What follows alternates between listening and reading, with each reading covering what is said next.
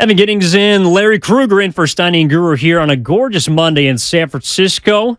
And it's time to bring on a special guest, Erik Karros, Major League Baseball analyst for Fox Sports, played 14 years in the show. Very familiar with him out here in the NL West, a longtime Los Angeles Dodger. But he had some interesting things to say this weekend about the San Francisco Giants. Erik, I appreciate you joining us and taking time out of your afternoon, or I should say morning, pardon me. How's it going? How are you? All good, all good. Thanks for having me on.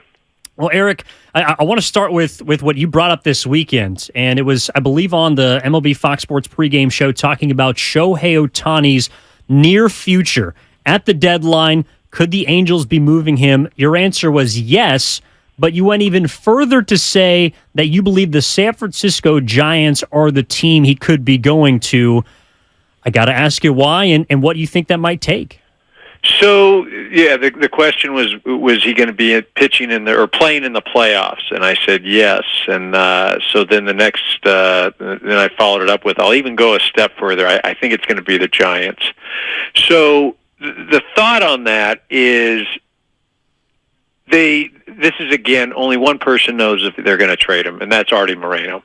And so conventionally speaking, he's got to go from a baseball standpoint. Now, I don't know the X's and O's as far as how much money he's worth, keeping him at the gate, and does it make more sense, all that sort of stuff. So the reason the Giants, for a couple things, if he goes to San Francisco, one, I think San Francisco is going to be in the hunt come the offseason. You get a hold of him now, you've got 2 months to basically wine and dine him and sell San Francisco, how great the organization is, living in the city, all that sort of stuff. I don't know that, at least historically, if you look what's happened with San Francisco the last few years, just trying to go out and win the market on the free agent sweepstakes has not gone well, right? It didn't work with Correa, did not work with Aaron Judge. And it always seems like that's the one piece that kind of just keeps the Giants, at least, lately, from getting over the hump. Now, what are you going to give up? That's, you probably have to start with Kyle Harrison. So that's number one. And then you've got, if I'm Farhan, I say here, here's my list of top 20. You tell me what you want, and whether Bailey's involved in that, Matos, Luciano, I mean, it's going to take a handful. And yes, it's a gamble. There's no question it's a gamble because you're giving up something and you don't even know if you're going to be able to sign him. But I believe you'll have a better chance of signing him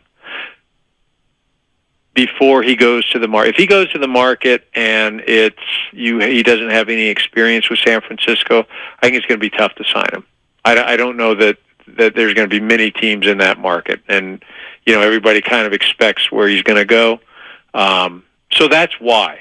And I don't know, who else really benefits both ways by getting them early. I don't know, and it would be great for San Francisco. Start putting people back in the seats. The team's a playoff team, but you add him, then it becomes much more than just a playoff team. Erik, by the way, somewhere in my laundry room, my wife has a Erik Karros jersey from your Oakland A's season. We didn't go jersey, but we went jersey. And I know because I've got a Crosby and a Karros, and my kid's like, Karros played for the A's? Yeah, he did. At the very end. Opening day first baseman in 2004. There you go. Trivia question. Yeah, Oakland seriously. A's. Trivia. That's a trivia question.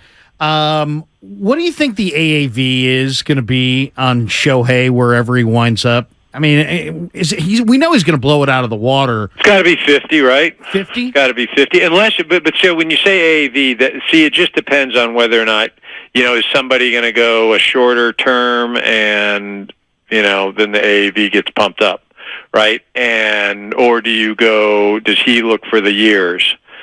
And I think when you're talking about what he would be looking for, I would guess you would go years just to lock in that number because, as we all know, most of these contracts, the end doesn't really bode well. You're overloading the front. So, I look at 10 years at 500, I could see that. I think the one thing, though, that's going to be interesting is somebody's going to have to go out of the box and not put in stipulations, because one of the scares becomes, okay, I signed Shohei for this amount of money, and then what happens, say, God forbid he hurts his arm pitching?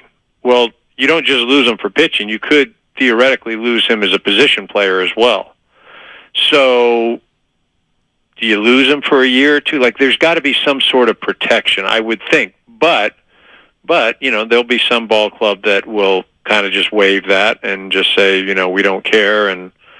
But I could easily see 10 at 500. Erik Karros joining us here on 95.7 The Game. He's a Major League Baseball analyst for Fox Sports, played 13 years. I'm curious with the San Francisco Giants. You talk about not only Ohtani playing in the postseason, but particularly playing for them.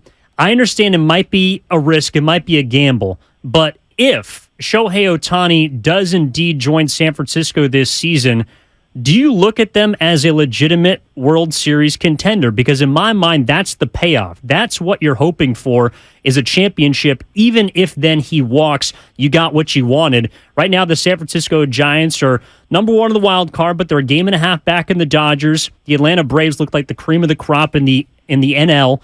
Does a Ohtani put San Francisco into that conversation of a top two, maybe even the best team in the National League?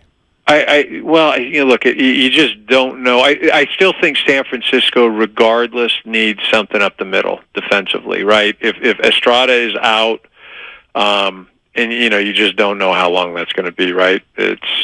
I still think defensively you probably could use some help there. The pitching is off the hook, right? The starters and relievers are really good. Offensively, you could probably use a little bit more. Look, anybody that Ohtani anybody that gets Ohtani automatically becomes in the conversation for deep run into the postseason.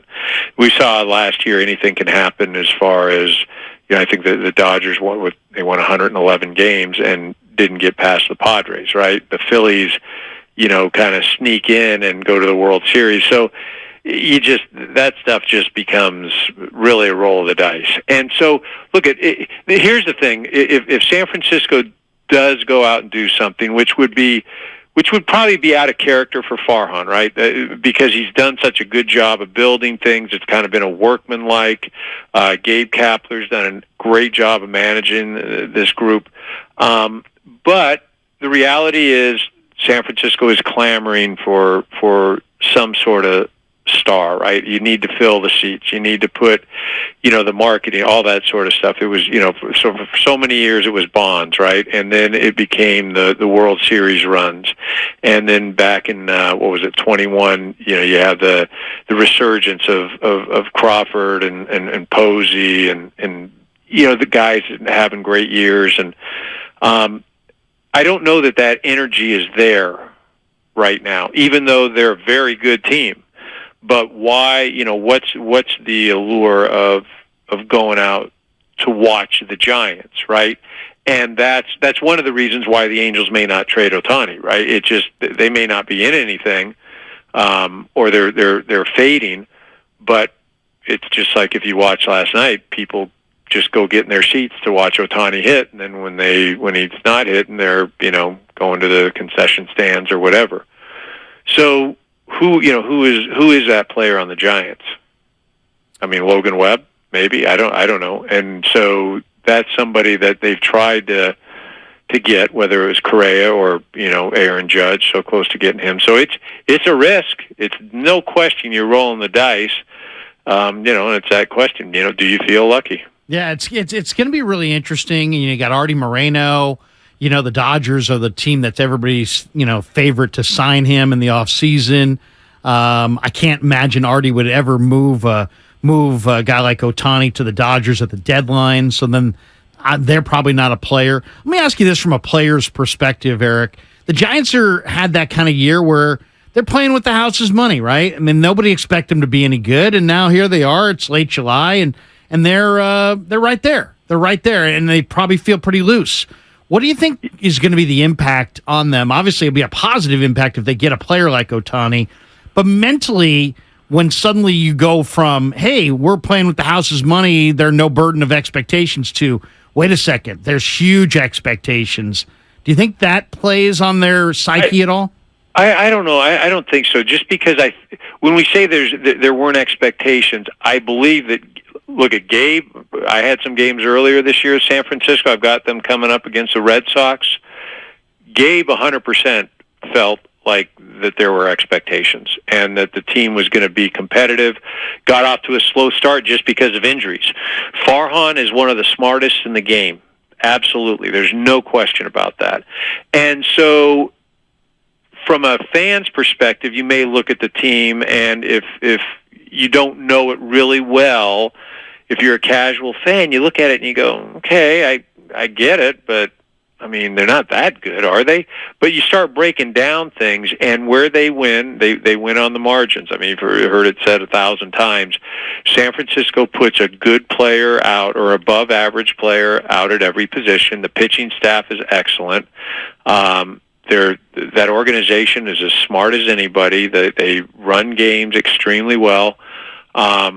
But there are things that they can improve on. So I think they expect, if you ask them, they expect to get to the postseason. Going out and getting an Ohtani, I think more than anything, it just bolsters the morale. Not that it needs to be, bolstered at all, but if you get that kind of infusion, I know that if you're a player and the front office supports what you're doing on the field and in the clubhouse, absolutely, that fires you up.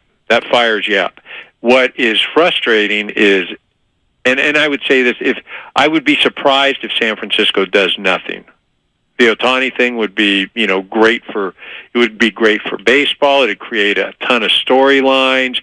It would create more of the NL West, what's going to happen, all of those sorts of things.